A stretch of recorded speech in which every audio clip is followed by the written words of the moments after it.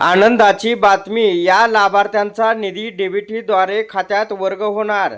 या ठिकाणी स्क्रीनवरती आपण पाहू शकता 29 जून 2026 रोजी विशेष सहाय्य योजनेच्या दिव्यांग लाभार्थ्यांसाठी निधी वितरित करण्याबाबतचा महत्त्वपूर्ण शासन निर्णय आलेला आहे। या संदर्भामध्ये काय अपडेट आहे ते आपण सविस्तर पाहूया, म्हणून हा व्हिडिओ आपण शेवटपर्यंत पहा।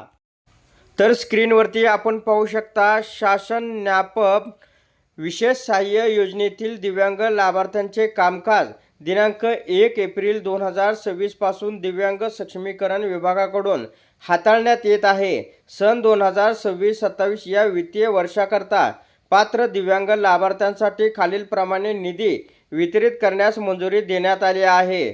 तर योजनेचं नाव आहे संगणक सांकेतिक आहे। सन 2026-27 साठी एकूण मंजूर तरतूद आहे आणि डीबीटी खात्यात वर्ग करावयाचा निधी सुद्धा या ठिकाणी देण्यात आलेला आहे।